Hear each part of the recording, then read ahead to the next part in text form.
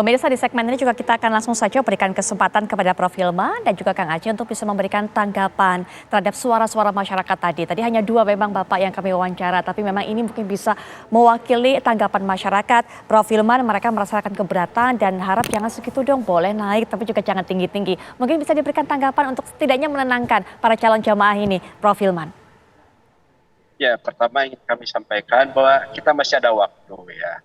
Yang sekali lagi yang kami sampaikan kepada DPR itu adalah formasi ideal, komposisi yang ideal. Bahwa nanti ada penyesuaian, ya kita mencapai titik moderat yang mudah-mudahan. Tapi kan gini, kita ini tidak bisa serta-merta kemudian ini harus murah, ini harus mahal, ini tidak boleh disubsidi atau kemudian ini harus tapi kita betul-betul memiliki data yang kuat sehingga nanti bisa ditemukan titik moderatnya ya. Dan tentu saja ada berbagai aspek yang kemudian juga ikut berubah, masuk juga kondisi ekonomi semakin baik dalam 3 bulan ke depan, geopolitik juga baik gitu ya, harga minyak juga sedang baik ya, artinya tidak tinggi ya, kurs dolar juga stabil. Nah ini mudah-mudahan bisa menjadi faktor yang juga meringankan atau menurunkan biaya perjalanan ibadah haji. Baik. Nah mudah-mudahan nanti ada titik moderat ya, biaya haji 2023 itu berapa. Ya, mudah-mudahan nanti kami dan Komisi 8 bisa mendiskusikan secara rinci aspek-aspek apa saja yang mungkin bisa dimoderasi ya harganya. Sehingga jamaah meskipun ada kenaikan masih terjangkau. Saya kira kami dari pemerintah tidak ingin memberatkan siapa-siapa, tapi kami ingin menyampaikan kira-kira nih, memang harga itu harus kami sampaikan seadanya ya, biar nanti kemudian disesuaikan. Baik, Prof. Terima kasih. Ya, Kang Aceh mungkin juga singkat, tadi besar harapan dari masyarakat supaya Komisi 8 ini juga mewakili masyarakat, menyuarakan kesanggupan masyarakat. Silakan Kang Aceh. Iya, yang paling penting sesungguhnya tentu kami akan mencoba untuk memperdalam dan merinci. Memang kalau kita lihat pemerintah Arab Saudi sendiri dalam pengelolaan penyelenggaraan haji ini kan sudah tidak lagi menggunakan muasasah tetapi sudah pakai syarikah ya. Sehingga memang aspek profitable-nya lebih kuat. Nah, karena itu kami akan memastikan ya, misalnya tadi disebut soal biaya penerbangan. Bisa, saya kira ini sesuatu yang perlu kita dalami, apakah dimungkinkan terjadi efisiensi dari 33 juta menjadi misalnya ya 30 juta gitu. Itu kan sudah cukup lumayan untuk bisa menurunkan biaya apa yang ditanggung oleh para jamaah. Atau yang kedua, kita pun juga akan melihat sejauh mana sustainable komposisi dari nilai manfaat ya.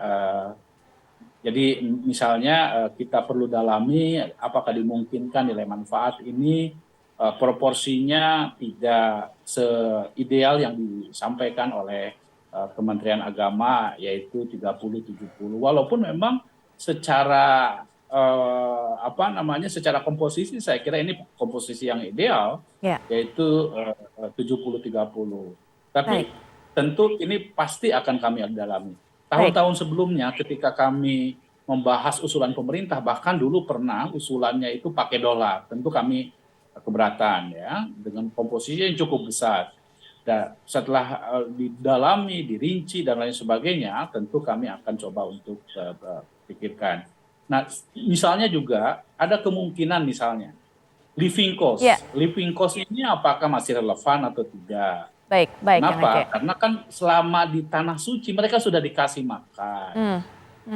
Kemudian tidak ada hari yang tidak dikasih makan, pasti dikasih makan.